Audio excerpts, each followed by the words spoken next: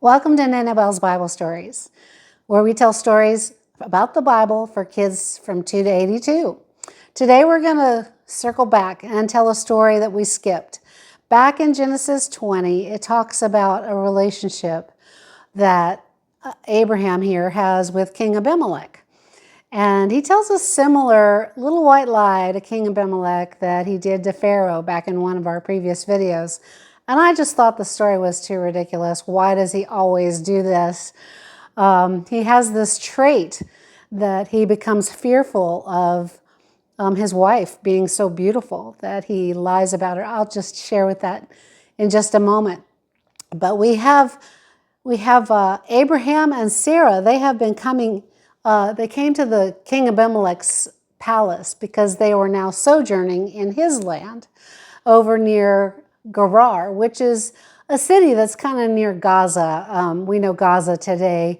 It's near the Mediterranean Sea, and it's in the land of Philistines over there. So King Abimelech is actually a Philistine king, and the kings at that time would rule over a certain city or a certain area.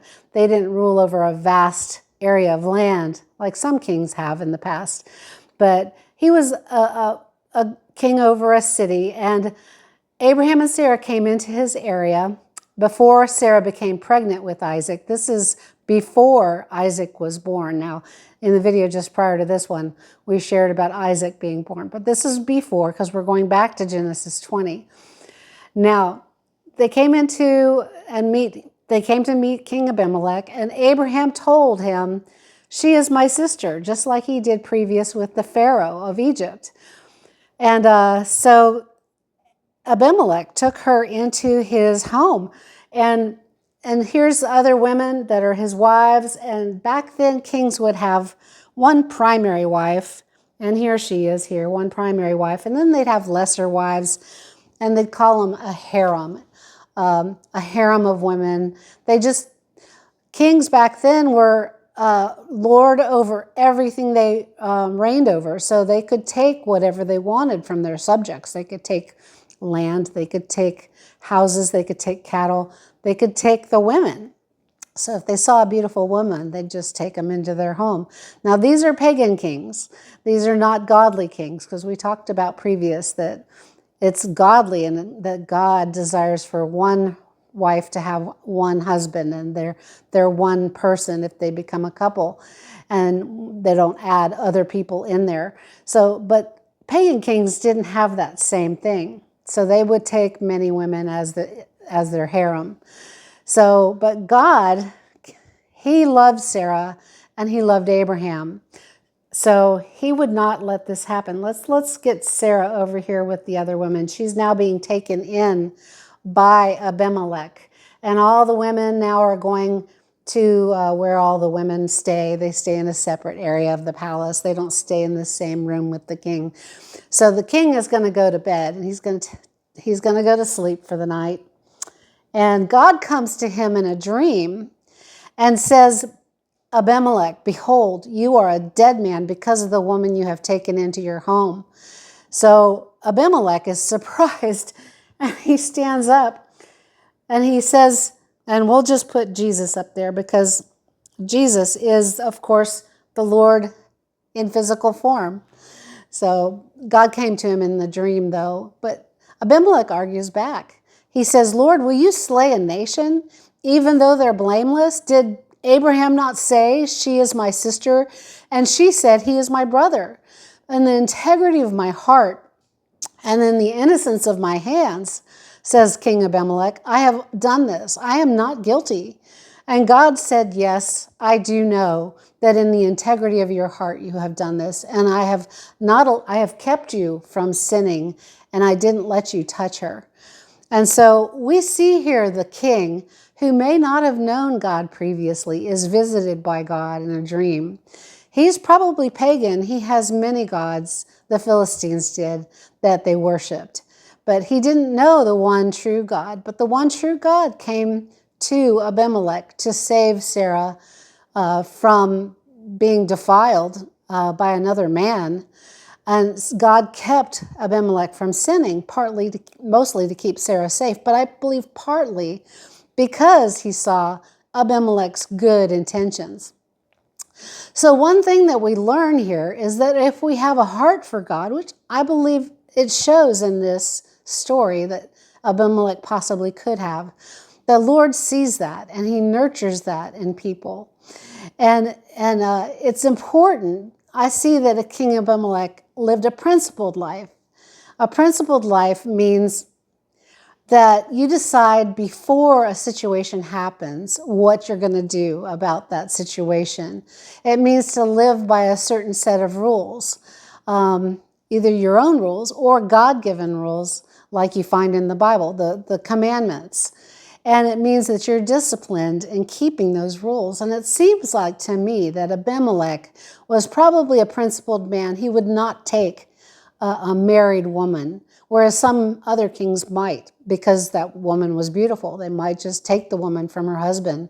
Well, actually, we see that happen later in the Bible. In the case of King David, he actually took Bathsheba. We'll tell that story in another video later, because David was a friend of God, but he really sinned that time. He took Bathsheba from her husband. So we see King Abimelech saying, they said that she was not married, that she was his sister. So it seems to me like he had good intentions and he lived a principled life. Now, living an unprincipled life will get you into trouble. So I want to just share a story. Before I came back to the Lord, I had fallen away from the Lord in my early 20s. For a couple of years, I fell away from the Lord. I came to know the Lord in my teens, and then fell away during my college, or just after my college years, before I met my husband. But I fell away for a couple years. But before I came back fully to the Lord, I was like in a dark place. And I said, something has to change. And so what I did was I made my own constitution, just like America has a constitution, or many countries have a constitution that they live by, saying this is who we are and this is how we will live. That's actually what I did. I made my own set of rules. But then that was a first step for me to come back to the Lord, was to make my own constitution. In other words, I started living with principles instead of living unprincipled. So when I came back to the Lord fully, though, I discovered that living according to God's ways brings many blessings. So here we have King Abimelech, and he had his own constitution, it seems like to me. It's a two-way street. You know, if we love God, we keep his commandments. It says in Exodus 20, verse 6, and after that it gives the commandments. So you might want to go to Exodus 20 and look at what the commandments of God are. And then in John 14:15, it also says that if we love him, we will keep his commandments. That's Jesus talking in that verse. He says, if we love him, we will keep his commandments. So God desires for us to live according to his ways and according to his laws and rules. But God also keeps us, even if we don't know those rules, just like Abimelech didn't. If we're a new believer, a new Christian, and we don't know everything, God, it says, can keep us from sinning. In Jude 1 verse 25, it says, now to him who is able to keep you from falling, from stumbling, and to make you stand in the presence of his glory, blameless. So that it says that God is able to keep us from falling. If we ask him to keep us from falling, he is able to keep us from sinning. If we have good intentions, if we have a heart for God, that is the number one quality that God looks for, is, do you have a heart for me, for doing right, for living right? And so he did give Abimelech some reprieve there. He did give him a way out to keep from sinning. In 1 Corinthians chapter 10 and verse 13, it says, no temptation has overtaken you, but such as is common to man. Okay, so a temptation means something that's trying to get you to sin, some kind of situation. So no temptation has overtaken you, but such as is common to everyone else. But God is faithful, it says, and he will not let you be tempted beyond your ability, but with the temptation, he will provide a way of escape so that you may be able to endure it.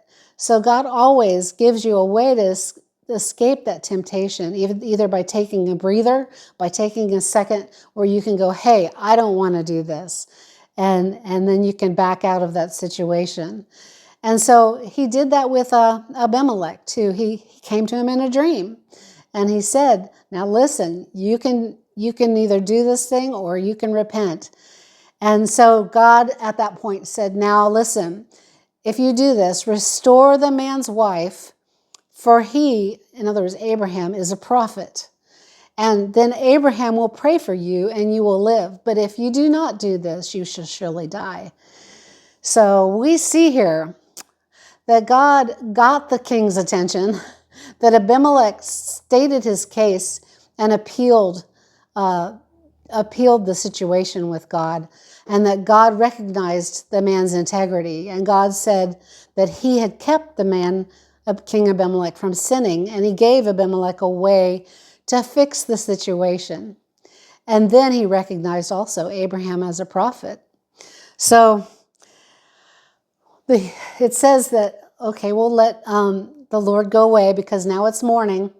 And it says that King Abimelech called all his men in, and here's his servants, and he talked to them. And do I have him? And no. He talked to them, and he said, listen. He told them all the things about the dream, and the men became frightened. And Abimelech called Abraham in. So here's Abraham. And said, what have you done to us? You have done these things that ought not to be done. What have you encountered that you have done this? And it's so funny because King Abimelech is asking Abraham, oops, there goes the flowers. King Abimelech is asking Abraham, what happened in your childhood that made you so messed up? I mean, it's like he's almost a counselor putting him on a couch and asking him what is going on in his psyche. And Abraham said, because I thought, surely there is no fear of God in this place, and they will kill me because of my wife. So he knew that King Abimelech was not a believer in the one God Almighty yet. But so he had a fear that the king would take even a married woman and kill him. But he did explain to King Abimelech and say, but she actually is my sister because she is the daughter of my father and not my mother. So they weren't telling a lie. That Sarah actually was his sister, his half-sister. So Abimelech took sheep and oxen, and he was going to make retribution. In other words, he was going to pay back for their trouble. Some items to Abraham and Sarah. He gave them sheep, he gave them oxen, he gave them the male servants, he gave them female servants.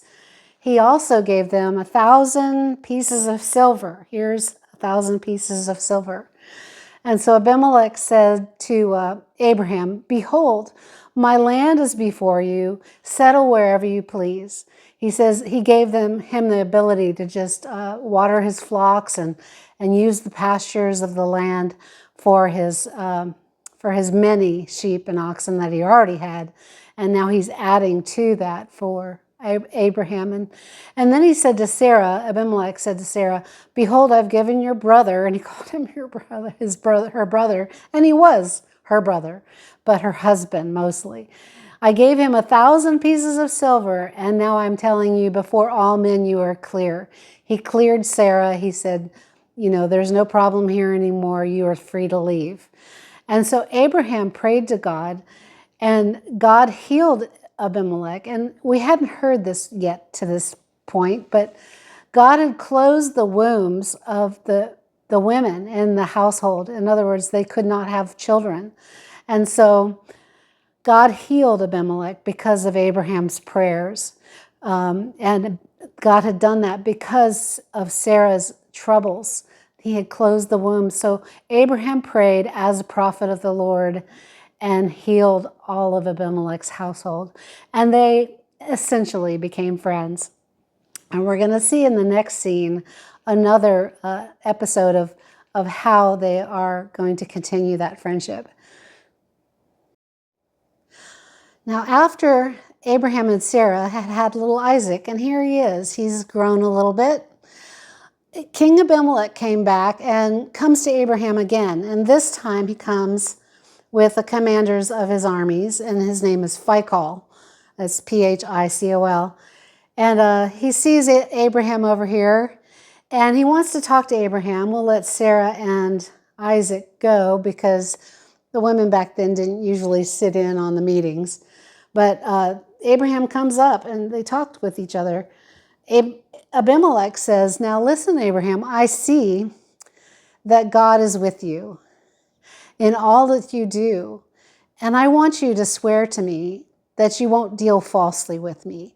I mean, he'd had a little bit of experience with that previously.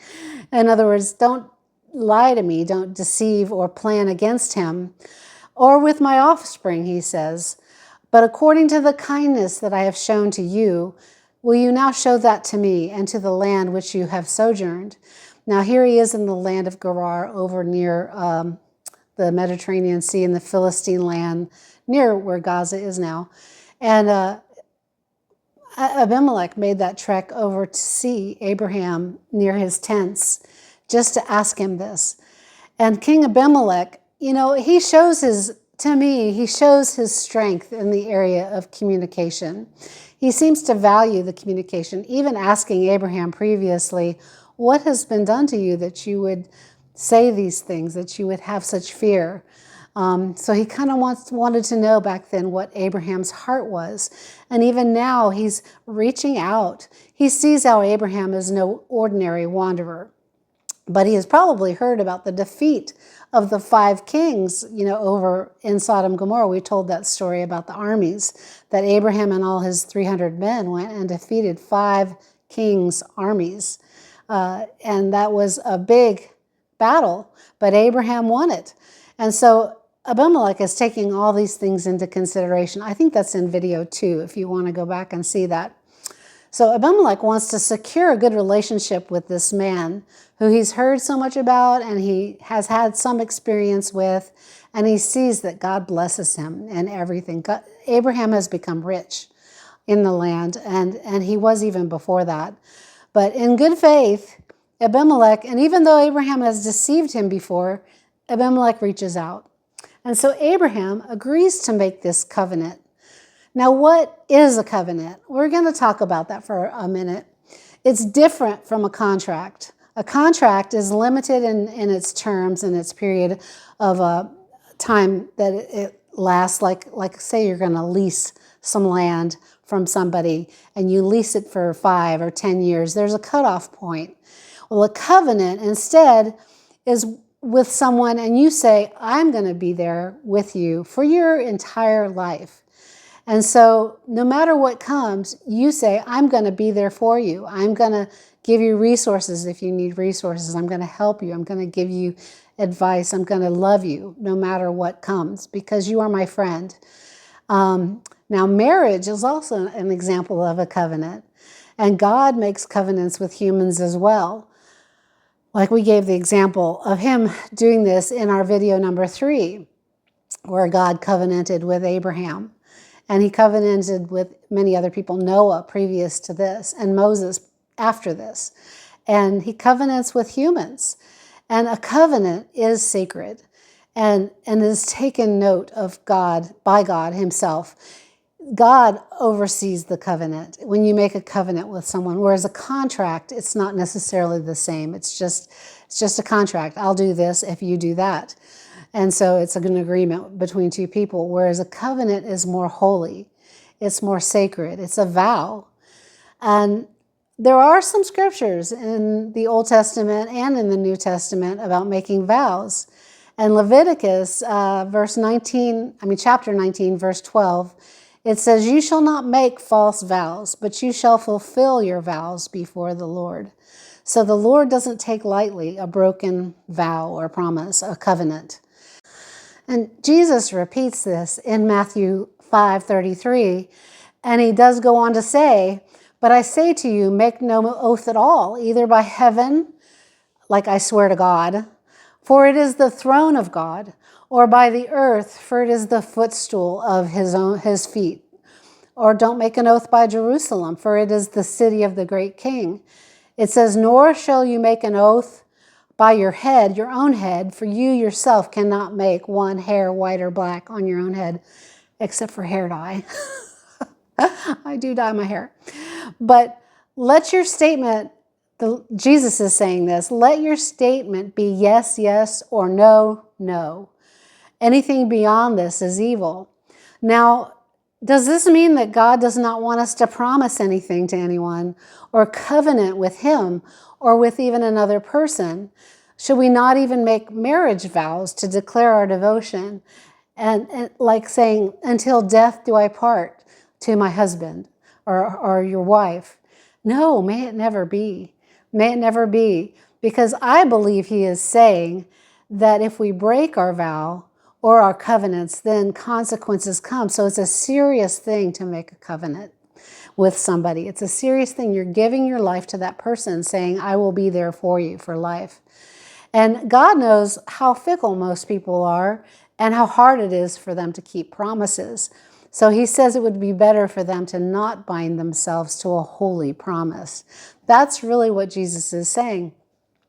But this is why it's important to decide ahead of time and early that we will live a principled life and that everything that comes out of our mouth be the truth. And that's why Jesus said, let your yes be yes and your no, no. So when you give your word, do what you say you're going to do. You also have free will to say, no, I will not do that, of course. But Jesus was saying, let your whole life be a vow to the Lord, and especially don't make promises you can't keep. So Israel later got into trouble by making covenants with enemies. Like after the Battle of Jericho, they were tricked into a covenant with some enemies who came in disguise, and they didn't know that they were enemies. And so it's important to know who you are giving your life to beforehand and to ask the Lord about it.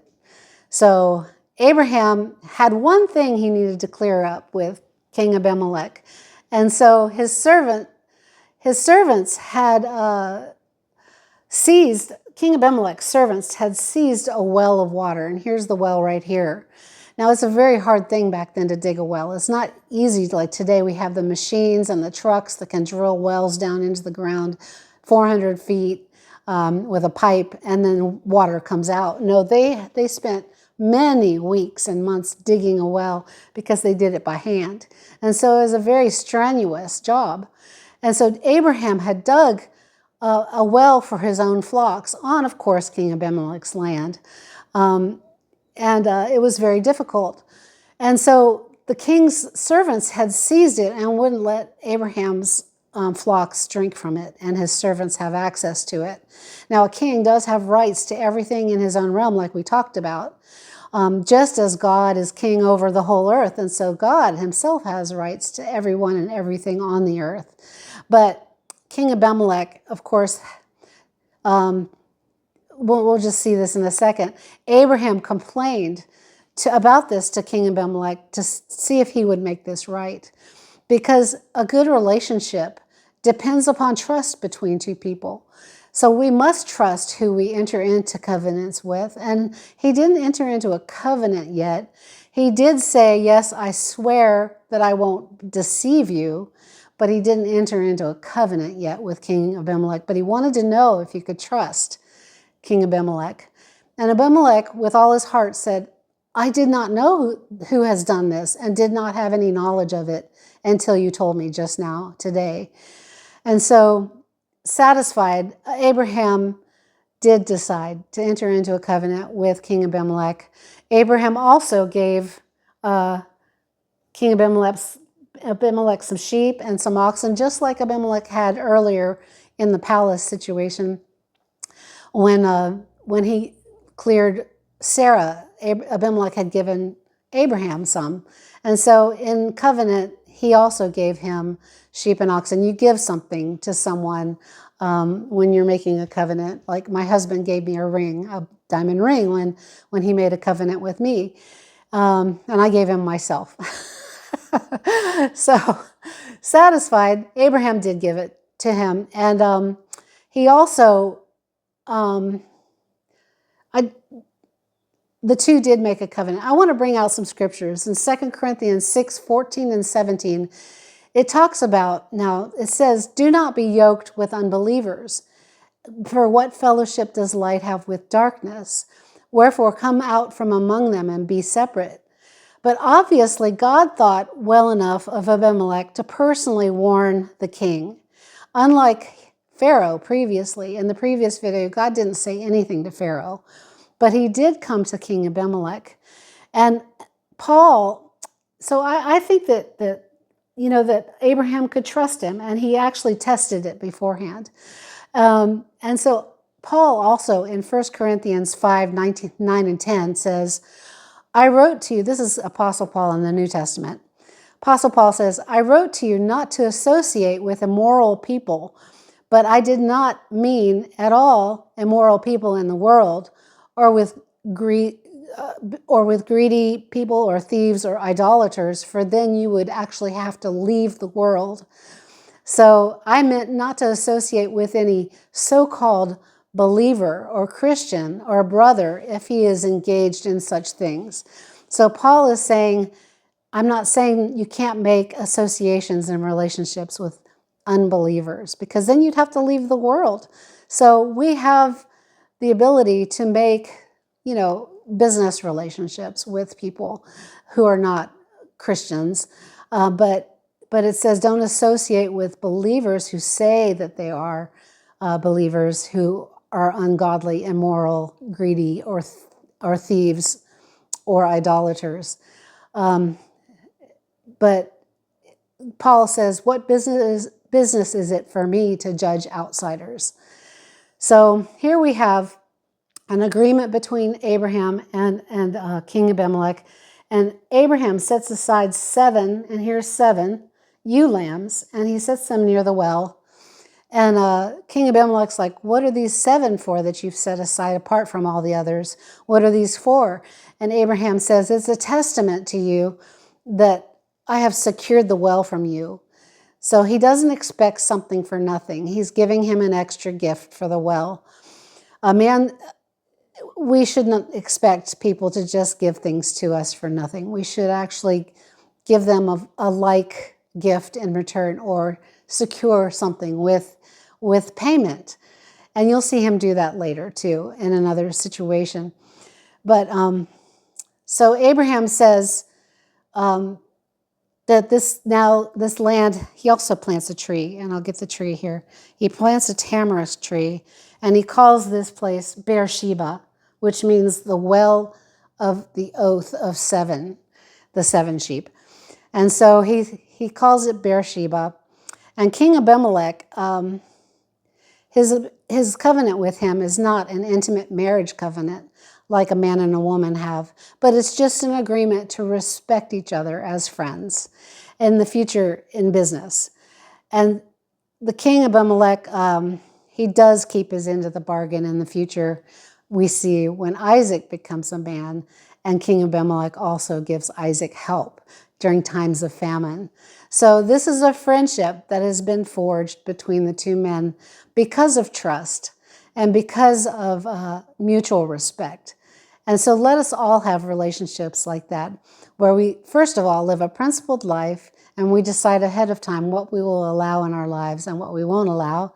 And second of all, that we learn to trust people and learn how to discern whether we can trust them before we enter into agreements with them. So these are some good lessons that we've had today, and I hope you've enjoyed it. I just want to say that Nanabelle loves you, and Jesus loves you more, and he wants you to have a relationship with him. Jesus does, so that you can grow wise and do great and marvelous things in this wonderful world that he's created. We'll see you next week.